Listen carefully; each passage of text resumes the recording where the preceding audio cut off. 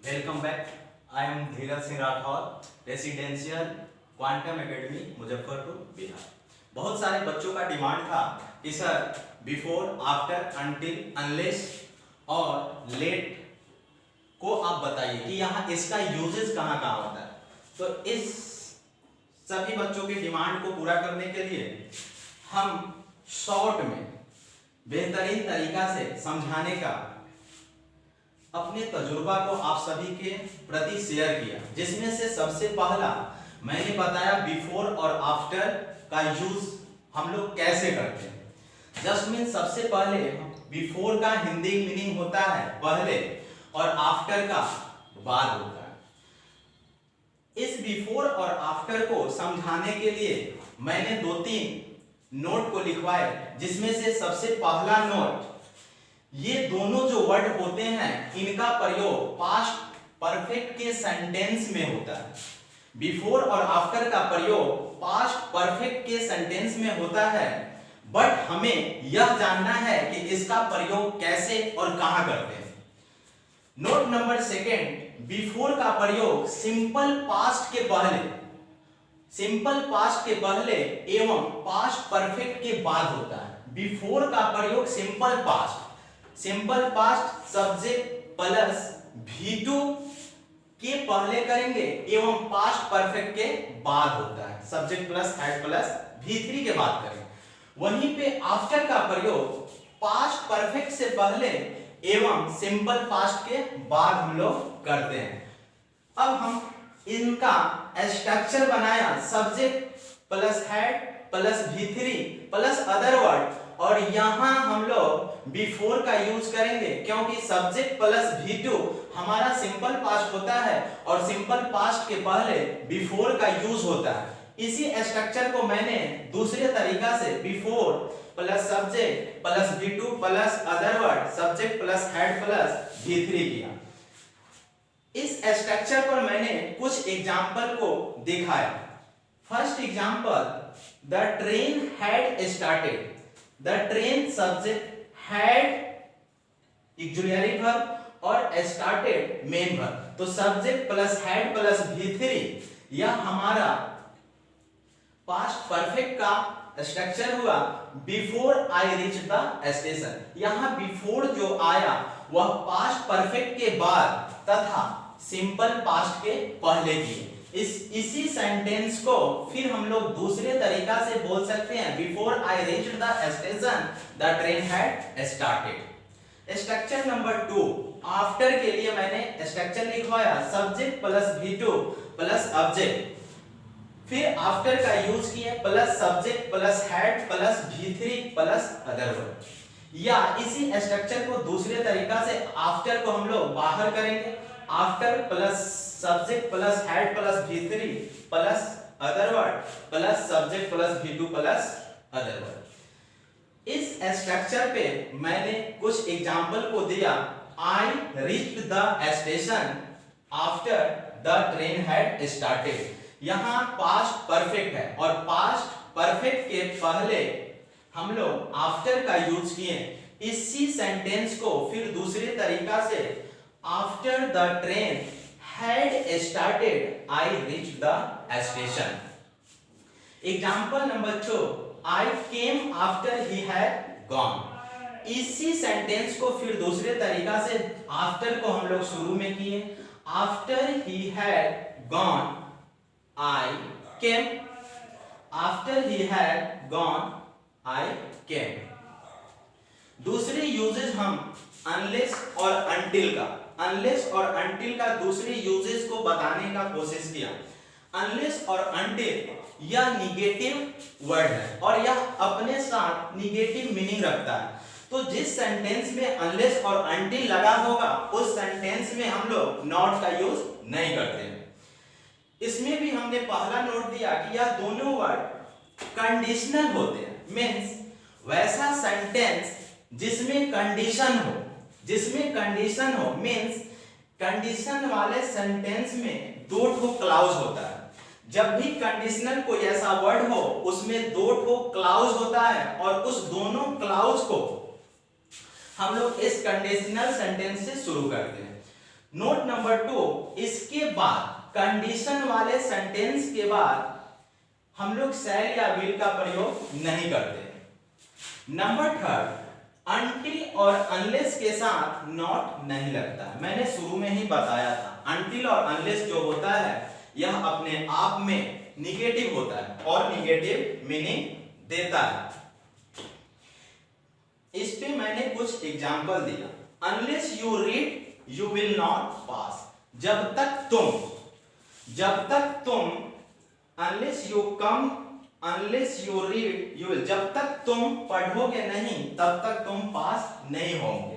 कहने का मतलब इस पहले वाले सेंटेंस में हम लोग नॉट का यूज नहीं कर सकते, अनलेस वाले सेंटेंस के साथ नॉट का यूज नहीं करेंगे, लेकिन जो अगला क्लाउज हमारा आ रहा है उसके साथ नॉट का यूज करेंगे। उसी तरह दूसरा example, unless you come to me, वह जब तक मेरे पास नहीं आएगा I will not teach you, तब तक मैं उसे नहीं पढ़ाऊंगा। कहने का मतलब गागेगी होने के बावजूद भी कंडीशनल वाले सेंटेंस में जिसके साथ कंडीशन लगा होता है, जिस तरह से अनलेस और अनटिल जिस क्लाउज के साथ लगा होगा वह क्लाउज हमेशा सिंपल प्रेजेंट में होता है और जो बच रहा है वह सिंपल फ्यूचर में होता है। अब मैं बता रहा हूं कि इन दोनों के बीच में, अनलेस और अनटिल के बीच में क्या अंतर है। तो अनटिल जो होता है यह टाइम कंडीशन होता है, यह टाइम को दिखाता है। टाइम कहने का मतलब कि 2 घंटा 3 घंटा नहीं, ऐसा बात नहीं है। किसी ने डॉक्टर के पास गया और जब गया वहां पर तो कंपाउंडर या किसी से जब पूछा कि डॉक्टर साहब कितने देर में आएंगे, तो कंपाउंडर ने वहां जवाब दिया 10 या 5 मिनट बाद डॉक्टर साहब आएंगे। तब तक जो पेशेंट होगा, जो रोगी होगा, क्या वह वहां वेट करेगा या चला जाएगा? तो सेम उसी तरह से यह टाइम मेंशन होगा। दूसरी अनलेस जो होता है ओनली शर्त सूचक वर्ड होता है, ओनली इसमें कंडीशन लगा होता है।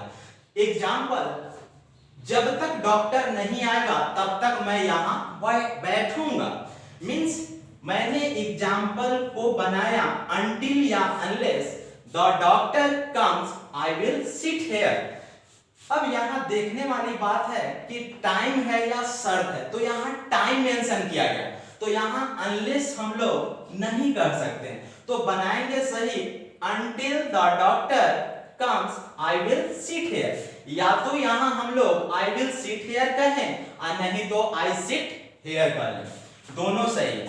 इसके बाद बहुत सारे बच्चों का जो डिमांड था कि सर लेट का यूज आप बताइए, तो लेट और गिव दोनों का अर्थ मैंने गिव को अपने तरफ से बोनस में जोड़ा और लेट और गिव दोनों का समझाने की कोशिश किया। लेट और गिव बराबर होता है, लेट और गिव को का सेंस देता है 2। अब 2 का मतलब क्या होता है, जैसे मुझे जाने दो, उसे आने दो, तो वहां जो 2 हो रहा है वह सेंस देता है।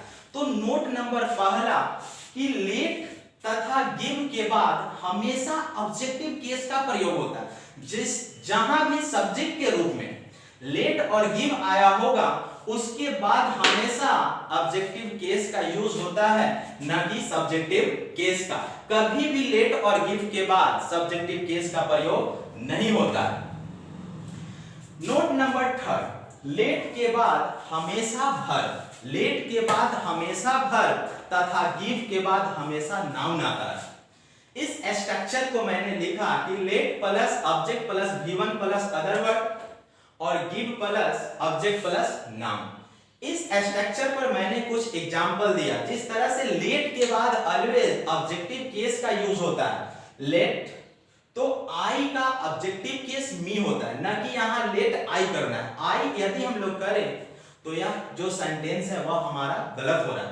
मींस लेट के बाद ऑलवेज ऑब्जेक्टिव केस का यूज करेंगे और लेट के बाद जो होता है वह वर्ब हमेशा V1 के फॉर्म में आता है। तो लेट मी गो। एग्जांपल नंबर 2 कि लेट हिम कम, लेट देम कम। गिव का मैंने एग्जांपल दिया कि give me a book, give me a book means कि गिव 2 हमेशा या तो किसी वस्तु का मांग करेगा, नहीं तो गिव हमेशा किसी नाउन की मांग करता है। जिस तरह से गिव मी अ बुक, यहाँ अ बुक हमारा बुक क्या है, नाउन है, मींस गिव हमेशा या तो किसी वस्तु का डिमांड करता है, नहीं तो किसी नाउन का डिमांड करता है। Example number second, give them a glass of water. यहाँ पर फिर गिव जो है वह नाउन का डिमांड किया है।